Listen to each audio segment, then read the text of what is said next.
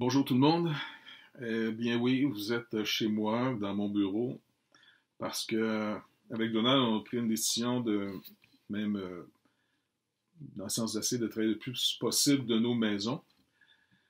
Donc, j'espère que malgré peut-être la qualité ne sera pas aussi bonne, que ça puisse quand même servir entre les mains du Seigneur pour nous encourager. Donc, avant d'aller plus loin, on va faire exception parce que aujourd'hui, dimanche, ben, c'est Pâques. Et puis, je pense que c'est bon de se rappeler cette fameuse semaine, parce que j'ai trouvé un peu d'informations, juste qu'on repasse la semaine pour voir ensemble, tu sais, comment ça s'est conclu, une vie. Tu sais, Jésus, Dieu fait homme, après 3 ans et demi de ministère, jamais personne n'a parlé comme lui. Jamais on a vu autant de signes, de miracles. Israël avait été préparé pendant plus de 1500 ans à partir de l'alliance avec Moïse pour finalement aboutir à un échec. Parce que c'est la grande question que souvent les gens des nations qui entendaient l'Évangile en disant mais pourquoi la majorité de son peuple, les Juifs, l'ont rejeté? Et on va mettre en lumière encore une fois de quoi le Seigneur nous sauve. On parle souvent du pardon de nos péchés, les transgressions qu'on a pu faire, c'est vrai. Mais plus profondément, est-ce que finalement de nous-mêmes on serait capable de se sauver par tout un programme? Parce que l'Ancien Testament n'était pas une manière, une alliance d'œuvres par lesquelles, si tu mettais en pratique ces œuvres, tu méritais d'être sauvé. On va voir ensemble l'Ancienne et la Nouvelle Alliance, comment Jésus maintenant va inaugurer la Nouvelle Alliance avec son propre sang, comme étant l'agneau véritable. Et c'est pour ça que la célébration de Pâques est vraiment, je pense, la fête la plus extraordinaire. Oui, l'incarnation, on ne sait pas exactement quand est-ce qu'il est né, donc on a hérité finalement d'une tradition à Noël, dans la région fin décembre, d'autres c'est au début janvier. Mais c'était peut-être pour parler aux gens du Nord qui célébraient toujours une fête du retour de la lumière. Le soleil commence tranquillement à revenir plus longtemps. C'est pas mauvais, parce qu'on a une certaine liberté que le Seigneur nous a accordée de sens de se faire des fêtes, il n'y a pas de problème. Mais Pâques, ça c'est quand même quelque chose de très historique. Et pour nous, c'est vraiment un encouragement parce que seul le Seigneur peut faire cette œuvre. Fait qu'on va regarder ça ensemble. Mais avant, on va remettre ça au Seigneur, d'accord? Alors, Père, on vient devant toi pour recevoir encore une fois ta bénédiction. Seigneur Dieu, c'est un temps bizarre. Tu as arrêté quasiment la planète au complet. Et c'est peut-être un bon temps, Seigneur Dieu, pour faire un retour à savoir où on est rendu avec toi, dans notre marche, dans notre communion. Même chose avec les uns et les autres, surtout ceux de nos maisons. Peut-être certains d'entre nous sont seuls. Je pense à ceux qui sont des veufs, veuves, célibataires. Seigneur Dieu, c'est un temps bizarre. Il est entre tes mains. Mais que ce matin, ce message puisse nous encourager, nous édifier, vraiment qu'on puisse profiter au maximum de cette période. Car tu dis toi-même dans ta parole que tout concourt au bien de ceux qui aiment Dieu et qui sont appelés selon son dessein. Alors, ce n'est pas quelque chose qui t'échappe. Donc, s'il vous plaît, Seigneur Dieu, montre-nous comment profiter au maximum de cette période étrange que tu permets qui arrive dans nos sociétés. Merci d'avance au nom de Jésus, Père. Amen. Donc, le texte que je vous propose pour voir la semaine sainte, on commence d'abord avec le samedi qui précède l'entrée de Jésus à Jérusalem. D'accord? Ce qu'on appelait dimanche passé, beaucoup d'églises ont gardé cette tradition qu'on appelle le dimanche des rameaux. Donc, mais la veille, le samedi, Jésus était monté finalement de toute la Galilée sur un long chemin avec ses disciples, et il est arrivé à Béthanie.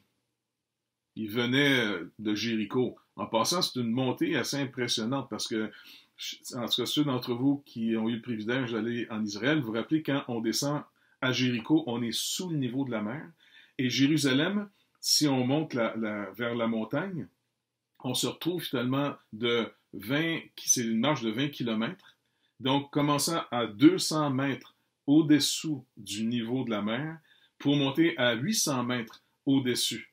Et c'est intéressant parce que toutes les fois que je vais au Saguenay visiter nos frères et sœurs là-bas, Eh bien, quand on arrive dans le parc des Laurentides, on part de Québec, on s'en va. Il y a une place qui s'indique à peu près ça, 800 mètres d'altitude. Et puis on monte, là. Mais le faire à pied, donc c'était quand même tout un trajet. Mais pourquoi il arrête à Béthanie?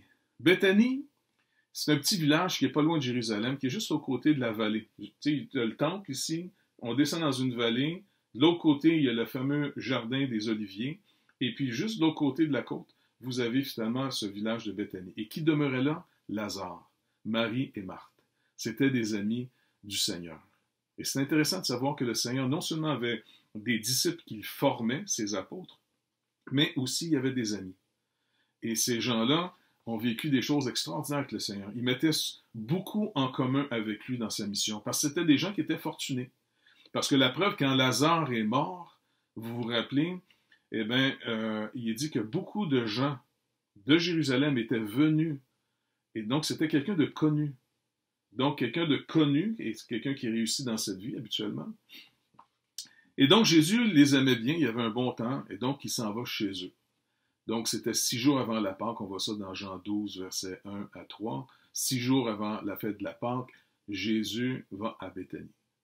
C'est le village de Lazare, l'homme qui l'a réveillé de la mort, celui qui a été ressuscité. Et là, on offre un repas à Jésus, Marthe sert le repas, Lazare est un de ceux qui mangent avec lui, Marie prend un demi-litre de parfum très cher, et qui est fait du nard, un nard pur, et elle va finalement le verser sur Jésus. Ce qui va scandaliser ses disciples, dont Judas, entre autres, qui tenait la bourse. Bref, c'est quand même intéressant parce qu'encore une fois, regardez bien, Marie, qui a été chercher ce nard, ce parfum, c'était réservé ça pour l'enterrement des gens. Parce que c'est la seule qui écoutait et qui comprenait ce qui va arriver à Jésus. Il parle de sa mort. Et les autres sont plus concernés à se demander, ouais, mais ma place, moi, là-dedans, est-ce que je... Tu sais, dans le royaume qui s'en vient, tout le monde essayait de voir qui était le plus important. Mais Marie, elle écoute. On dirait qu'elle est plus consciente du besoin de ce que Jésus va faire que les apôtres eux-mêmes, trop préoccupés encore à leur propre vie, ma propre carrière, même spirituelle. Donc, on voit ce commandement, tu aimeras Dieu de tout ton cœur, de toute ton âme, de toute ta force. Lui seul, tu vas adorer. Eh bien, dans notre nature déchue, on est loin de ça. T'sais, on fait une petite place au Seigneur parce qu'il nous est avantageux, si on peut dire. Mais en même temps, est-ce que c'est vraiment lui qu'on adore? Ou souvent, même étant né de nouveau, cette lumière doit grandir dans notre vie de plus en plus pour voir à quel point sans l'œuvre de Jésus-Christ, je serais vraiment perdu. Parce que c'est pas vrai que je suis un adorateur de Dieu pur et simple. Il m'apprivoise. Et un jour, à force de voir notre vie, dans le sens, on comprend très bien qu'elle doit se terminer. Et c'est pour ça qu'on a été mis en Jésus-Christ. Pour ceux qui ont mis leur espoir en lui, eh bien, on a été mis en lui, dans sa mort, afin que notre dette soit entièrement payée. Pour que maintenant, en nouveauté de vie, on apprenne d'un côté à mortifier la chair, notre vieille nature, pour faire place de plus en plus à l'œuvre de Christ dans notre vie. Donc, notre communion avec lui. Et je pense que cette saison qu'on vit bizarrement favorise notre communion avec le Seigneur. Pour ceux qui prennent la peine, je pense que ça va être vraiment notre avantage, ce qui nous met en isolation, en isolement, pour pouvoir finalement se demander, on est rendu où au niveau des relations? La relation avec les autres, la relation avec Dieu. Donc, le lendemain, Jésus s'en va vers Jérusalem et c'est là qu'il demande aux disciples d'aller chercher le petit anon. Et puis, bon, d'accord. Ça, on le voit ici dans Marc au chapitre 11, verset 1. Il dit, lorsqu'ils approchèrent de Jérusalem, ils furent près de Bethphagée et Béthanie, vers la montagne des Oliviers, comme on a vu. Jésus envoya 2 de ses disciples en leur disant, allez au village qui est devant vous, et dès que vous y serez entrés, vous trouverez un anon attaché, sur lequel aucun homme ne s'est encore assis. Détachez-le et amenez-le. Si quelqu'un vous dit « Pourquoi faites-vous cela ?» Répondez « Le Seigneur en a besoin. » Et à l'instant, il le laissera venir ici. Quand même un peu spécial, mais on voit comment Jésus forme ses disciples sur le rapport de la confiance. Donc, il faut vraiment faire confiance au Seigneur pour pouvoir faire ce qu'il dit. Tu sais, parce qu'ils vont se demander, mais attends, je vais prendre l'âme de quelqu'un, ils vont me demander. Non, non, vous allez dire que le Seigneur en a besoin. Et la personne va le laisser aller. Alors, on voit la foi qui plaît au Seigneur, c'est cette relation de confiance qu'on développe avec lui, sur la base de sa parole. La foi vient de ce qu'on entend, et ce qu'on entend vient de la parole de Christ. Et donc, il va rentrer dans Jérusalem. En chemin, il va avoir le figuier maudit, dans le sens qu'il va maudire un figuier, qui est une illustration, encore une fois, un jugement s'en vient. Et là, en entrant finalement dans Jérusalem, ils vont finalement commencer à célébrer ce qu'on appelle les rameaux, la fête. Et durant qu'il va être à Jérusalem, dimanche, le lundi aussi, il va enseigner dans le temple. Et donc, en passant, quand on nous dit qu'il enseignait dans le temple, c'était le parvis. C'est pas dans le lieu saint ni dans le lieu très saint. Jésus étant de la tribu de Juda, il n'avait pas l'autorité, selon l'alliance de Moïse, d'entrer dans le lieu saint et très saint. Et ça, c'est très important pour nous de vraiment regarder. Jésus, si quelqu'un serait par lui-même digne d'entrer dans ce lieu, ça serait bien lui. Mais il honore l'alliance de son Père. Parce que finalement, trop de gens aujourd'hui se bâtissent une vie sur « je le mérite ». Combien de fois on entend des gens qui sont en concubinage, pas mariés, qui vont dire « ben regarde, nous autres, on a une meilleure relation que des gens qui sont mariés ». Donc, au nom de... Et c'est vrai, certains ont une très bonne relation, tu sais, dans le sens, je ne peux pas juger ça, c'est vrai, mais ça ne justifie pas la relation sans cette alliance qui doit être faite. Car la parole de Dieu, dans Hébreux 13, entre autres, nous dit, au verset 4, que le mariage soit honoré de tous. Le lit conjugal exempt de toute souillure, car Dieu jugera les débauchés et les adultères. Donc, pour le Seigneur, comme quand il parlait à la Samaritaine, dans Jean au chapitre 4, il savait que cette femme-là, il y avait quelque chose de pas en règle. Et c'est par les lieux où on a échoué, où notre rébellion se manifeste par nos iniquités. C'est là que le Seigneur vient nous rencontrer. Et si on accepte son jugement, alors, d'abord, on le déclare juste, parce que Jean dit, si on refuse de confesser nos iniquités, de reconnaître nos fautes, alors nous faisons de Dieu un menteur. Nous nous déclarons, nous, l'origine du bien et du mal. Comme il est marqué dans Genèse chapitre 3, après la chute, vous vous rappelez, le Seigneur dit, on va empêcher Adam de manger l'arbre de la vie, car voici, il est devenu comme l'un de nous, en ce qui concerne la connaissance du bien et du mal. Il se prend pour un Dieu, il se prend pour l'origine des choses. Donc, il va enseigner dans le parvis, pas dans le temple. Même si les gars qui sont dans le temple, qui sont de la tribu de Lévi, les Lévites qui sont là, sont peut-être même des gens corrompus, qui profitent du système, qui abusent des gens. Mais eux, par alliance, ils sont là. Et c'est pour ça que Jésus, dans le lieu du parvis, le lieu qui était réservé aux nations pour venir, parce que finalement, le but du temple, c'était d'être un témoignage, une ambassade dans le monde, l'ambassade de Dieu, si on peut dire. Eh bien, vous allez voir, c'est là que Jésus va faire encore un petit nettoyage. Okay? Donc, le mardi, ici, je regarde un peu les notes. Donc, le lundi, c'est l'esplanade du temple. On voit ça dans Marc ici. Et puis, il rentre finalement, quand il arrive au temple, toujours au chapitre 11, vous allez voir, c'est tout écrit ici. Donc, d'abord, il va rentrer dans Jérusalem. Et ceux qui le précédaient, ils disaient, Hosanna, béni soit celui qui vient au nom du Seigneur, béni soit le règne qui vient, le règne de David, notre Père, Hosanna dans les lieux très hauts. Puis Jésus entra dans Jérusalem, dans le temple. Et quand il eut tout considéré, il était déjà tard, il s'en alla à Béthanie avec les 12. Il retourne encore une fois chez son ami Lazare. Donc, on le voit finalement, le mercredi, il est à Béthanie. Et puis Jésus cherche à être seul pour vraiment se préparer à quelque chose d'extrêmement violent. Il s'en va pour vraiment accomplir l'œuvre à laquelle le Père l'avait destiné.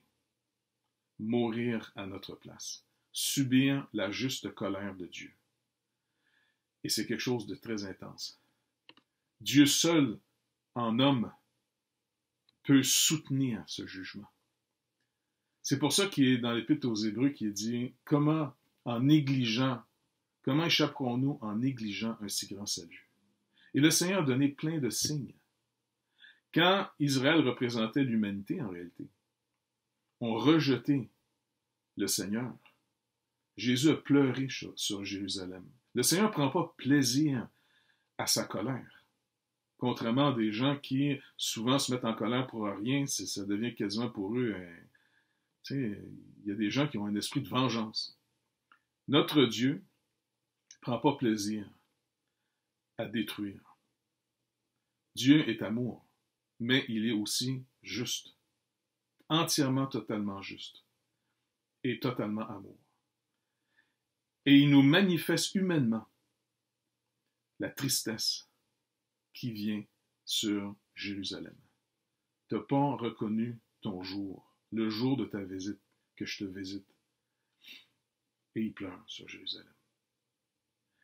Donc, après, ils vont se trouver la fameuse place qu'ils vont louer, la chambre haute, c'est dans un quartier de Jérusalem. Et là, ils vont faire, pour la dernière fois, la Pâque symbolique. Parce que là, ils mangeaient ce souper qui représentait son œuvre, l'œuvre qu'il va subir. Et vous savez finalement que nos journées, nous, on a hérité un calendrier où la journée commence à minuit le soir. Pour les Juifs, la journée commence au coucher du soleil. Et donc, c'est pour ça que du jeudi, on va rentrer finalement dans cette dernière journée, du jeudi au vendredi, où là, Jésus, à cause de Judas, il va être finalement pris. Ils vont l'amener finalement à être jugé. Et puis les disciples sont avec lui. Le Seigneur va manifester, on le voit dans Jean. Jean donne plus de détails sur ce dernier souper. C'est là que Jésus leur lave les pieds, que Pierre est tout bouleversé, que Jésus leur annonce tout ce qui va arriver. Mais il leur annonce aussi que, en disant, le berger va être frappé, les brebis vont être dispersées. En d'autres mots, vous allez m'abandonner, Jésus dit. Et là, Pierre, non, si eux t'abandonnent, pas moi. Pierre va vivre quelque chose d'extrêmement difficile. Il va réaliser qu'il ne peut même pas, après 3 ans et demi de marche avec Jésus lui-même, d'avoir été sous l'effet du ministère du Seigneur Jésus, d'avoir même, par la grâce de Dieu, de son Père, d'avoir finalement reçu une compréhension sur qui est Jésus. Vous vous rappelez la fameuse question, qui dit-on que je suis? Qui dites-vous que je suis après? Eh bien, malgré tout ce qu'ils ont vécu avec lui, ils vont échouer. Pierre va, au fond, renier le Seigneur. Judas le vend. C'est facile de condamner Judas en disant ah, il est le méchant. Mais Pierre aussi a renié le Seigneur. Il a juré qu'il ne le connaissait pas. Donc, tout ça pour nous montrer que sans Jésus-Christ, on est perdu. Et faites attention des fois de trop vous confier en vous-même, d'avoir une trop grande confiance en soi. C'est dangereux parce que ça nous fait perdre de vue la vraie source de ma confiance. Si je veux avoir de l'assurance, de la confiance, il faut que je trouve une source plus sûre que de penser qu'elle est en moi, dans mes succès, dans ma connaissance, dans plein de choses. On ne peut pas avoir des hommes mieux préparés que que finalement, ces hommes-là, pas vrai? Mais ils vont échouer. Mais c'est pas grave. Le but de la loi, Psaume 119, le but de la loi, c'est de nous montrer, et c'est ce que Paul reprend dans l'Épître aux Romains, au chapitre 3, c'est de nous montrer et de nous faire connaître, comprendre qu'est-ce que le péché. C'est par la loi qu'on connaît et qu'on comprend qu'est-ce que le péché. Donc c'est important pour nous, non pas de faire des fautes, et puis c'est pas en faisant du mal que la grâce va abonder. Non, non, abandonnons le plus possible. On va se sanctifier, se mettre à part pour le Seigneur. Mais en dépendant de lui. Savoir dépendre du Seigneur, savoir s'attendre au Seigneur. Écoutez, la communion, la relation humaine, là, on a tous des relations humaines, hein, on se parle, et vous allez remarquer qu'il y a des gens qui ont plus ou moins d'habilité dans leur relation humaine. Donc, inévitablement, ça nous rappelle que ça s'apprend. C'est pas pour rien qu'on a eu des parents qui nous ont éduqués. Tu sais, quand quelqu'un a eu une bonne éducation, des parents qui ont investi dans la relation pour apprendre à leur enfant à mieux vivre avec les autres. Donc, c'est la même chose avec le Seigneur. Le Seigneur doit d'abord nous montrer par la loi, il doit d'abord nous montrer par notre propre vie, en contraste avec ce que la loi exige, à quel point on est loin de cet idéal. Encore une fois, juste pour le premier commandement. Tu aimeras le Seigneur ton Dieu de tout ton cœur, de toute ton âme, de toute ta force. Lui seul tu vas servir. Et juste ce commandement-là me montre à quel point je peux être déficient et comment je suis reconnaissant que Jésus-Christ a vraiment pris ma place, qui m'aime. C'est lui qui m'aime. C'est lui qui est à l'origine de mon salut. C'est lui qui nous restaure sans arrêt. Et donc, il va être jugé. Et le Seigneur avait déjà montré que c'est celui qu'on va percer. La Bible nous décrit sa propre mort. Et en plus, il doit mourir pendu au bois pour rendre manifeste devant tout le monde qu'il est maudit de Dieu. Quiconque meurt pendu au bois est déclaré maudit de Dieu. Jésus-Christ reçoit toute la malédiction qui nous était destinée. Et ça, c'est supposé produire en nous un esprit et une attitude de reconnaissance, d'humilité. Mais ça, c'est une croissance. On va être de plus en plus conscient à mesure qu'on plonge nos yeux dans la loi de Dieu sans arrêt pour mieux comprendre qu'est-ce que je dois être normalement et qu'est-ce que Christ a fait pour que je sois pardonné. Afin que mon service, ma marche avec Dieu, ait le résultat d'être reconnaissant, non pas méritant. Je ne sers pas le Seigneur pour mériter quelque chose. On sert le Seigneur par reconnaissance, car il nous a tout donné par pure grâce. Pour que, en réponse, on puisse avoir un culte envers lui de reconnaissance, de louange, d'adoration. Et donc, cette semaine, je pense que c'est un temps assez spécial, que cette crise qui est mondiale arrive aussi dans le temps de notre fête de cette Pâque, la Pâque, notre Pâque à nous, chrétienne, eh bien, nous rappelle qu'on n'a pas besoin d'aller dans un bâtiment, on n'a pas besoin de faire des rituels. T'sais, nous, on est, dans le sens, notre religion, si on peut parler de religion, notre religion, elle est motivée par la reconnaissance que Dieu, finalement, nous donne, parce que finalement, on est reconnaissant, parce qu'on est conscient à quel point il nous a aimés. Et il faut que ça reste dans nos cœurs. Et c'est pour ça que dans les prochains messages, la semaine prochaine, on va continuer sur l'art de prier, apprendre à prier, et on va parler du jeûne. On a parlé de plusieurs domaines, j'ai insisté pas mal, parce que c'était une bonne chose même pour ma propre vie, sur le pardon. L'importance du pardon. L'importance d'entretenir nos cœurs propres devant Dieu, que notre conscience soit pure devant Dieu. Et la semaine prochaine, on va parler du jeûne. Est-ce que le jeûne, c'est à propos, maintenant que l'œuvre est accomplie? Le jeûne ne m'amène pas du mérite, mais le jeûne produit quelque chose de spécial. Le danger souvent que même les disciples ont eu, de commencer à trop regarder ce que le Seigneur leur donne de faire, comme s'ils le faisaient par eux-mêmes, peut tranquillement me détacher, sans même que je m'en rende compte, en faisant l'œuvre de Dieu. C'est ça qui est le plus bizarre. On peut facilement comme être plus impressionné plus regarder ce qu'on est en train de faire que, encore une fois, c'est lui qui nous accorde de faire ces choses.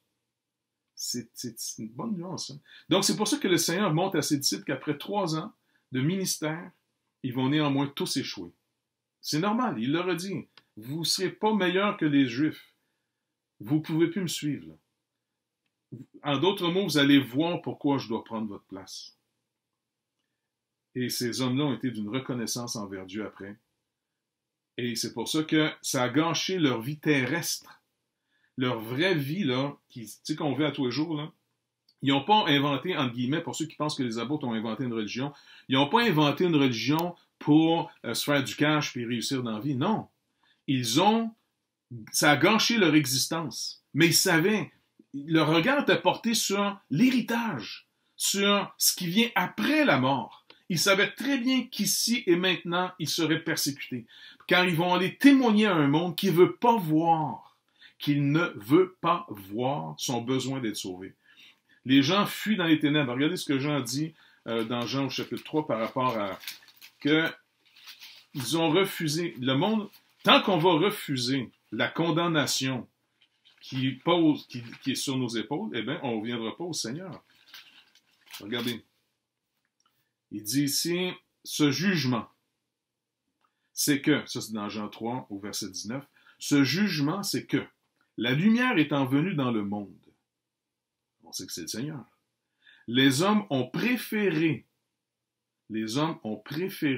les ténèbres à la lumière, parce que leurs œuvres étaient mauvaises. Si nous entrons dans la lumière, nous allons voir que même nos meilleures œuvres, quelle est la motivation? Qu'est-ce qui m'amène à vouloir réussir? Est-ce que c'est vraiment purement l'amour pour Dieu et pour mon prochain? Ou souvent pour moi-même? Donc, quand le Seigneur me sent en lumière, il y a bien des gens qui vont dire « Oh, mais c'est plus motivant! » Non. C'est justement ça dans Jean 4. Jean va nous dire, Jésus a déjà dit à ses disciples un jour, « J'ai mangé une nourriture que vous ne connaissez pas, celle de faire la volonté de celui qui m'a envoyé. » Prendre un plaisir plus grand à faire la volonté de Dieu que sa propre volonté. Donc, ce jugement, c'est que la lumière étant venue dans le monde, les hommes ont préféré les ténèbres, comme dans le jardin, quand la voix de l'Éternel parcourait le soir. Où es-tu, Adam? Adam s'était caché. Et le monde continue à voir se cacher dans toutes sortes de choses, pour pas qu'on puisse être vu tel que nous sommes. Car quiconque fait le mal est la lumière, déteste la lumière, et ne vient point à la lumière, de peur que ses œuvres ne soient dévoilées. Mais celui qui agit selon la volonté, mais celui qui agit selon la vérité, vient à la lumière, afin que ses œuvres soient manifestées, parce qu'elles sont faites en Dieu. Ici, l'homme qui peut vivre ça, quand Jésus parle, c'est lui-même. Le seul qui vient dans la lumière, c'est lui. Et même ses disciples, à la fin, vont vouloir fuir. Mais le Seigneur est le bon berger. Il retrouve ses brebis. Il a retrouvé Pierre. Dites à Pierre et aux autres de venir me rejoindre au lac. Jésus dit finalement comme message. Vous vous rappelez quand Marie, et puis elle vient pour s'occuper du corps de Jésus, mais il est ressuscité. C'est dimanche. Il est ressuscité. Et un des messages, va dire à Pierre et aux autres que je les attends au lac. Le lac de Galilée. Comment on est aimé. C'est trop béni, c'est trop beau. Dieu nous aime tellement. Jésus-Christ nous aime. C'est lui le vrai berger. C'est lui le pasteur de nos âmes. Et quand ça va pas bien, ayons pas peur de dire, c'est vrai, ça va pas bien. J'ai pas la meilleure attitude. Je te demande pardon. Je reconnais mes torts. Je veux pas l'expliquer. Parce que quand j'essaie d'expliquer le pourquoi que j'ai fait du mal, j'essaie de mettre de la justice dans le mal que je fais. Alors non, venons au Seigneur pour dire, oui, tu as raison. J'ai pas eu la capacité. Je me croyais supérieur, mais l'épreuve a montré que j'étais très inférieur à l'idée que je me faisais de moi, dans toutes circonstances. Alors, on entend sans arrêt l'amour que Dieu a pour nous après, en Jésus-Christ. Car il nous pardonne, non pas parce qu'on est digne d'être pardonné, il nous pardonne parce qu'il nous aime. Et cet amour-là est supposé être à l'origine de notre foi, à l'origine après ça de notre comportement. Et bientôt, quand on va être affranchi totalement de ce corps d'humiliation ici, eh bien, on va être dans sa présence, dans quelque chose qui est quasiment dur à imaginer. Mais c'est bientôt, on est tous à un battement de cœur d'être là. Il y a un petit virus de rien qui nous rappelle qu'il y a bien du monde qui sont en train de passer dans l'éternité. Sans compter ceux qui meurent de faim en ce moment, ceux qui sont assassinés. La mort se promène sans arrêt. Soyons prêts. Jésus-Christ a vaincu la mort pour nous. La mort n'a plus son poison de nous envoyer dans les ténèbres pour toujours. Mais si je continue à fuir dans cette vie d'un ténèbre sans arrêt parce que je ne veux pas que mes œuvres soient exposées, eh bien, le Seigneur dit, si tu cherches trop les ténèbres, fais attention. Tu risques de passer l'éternité dans les ténèbres. Mais celui qui vient à la lumière, il va d'abord venir à la vérité. Oui, Dieu, tu as entièrement raison.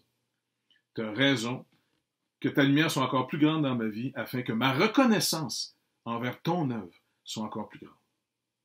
Donc, voilà, j'espère que ce petit message-là a pu passer. Je ne sais pas trop, c'était un petit test. La semaine prochaine, je vais avoir plus d'équipement, Donald me dit. Dieu vous bénisse et j'ai hâte de vous revoir en personne un jour. Bye.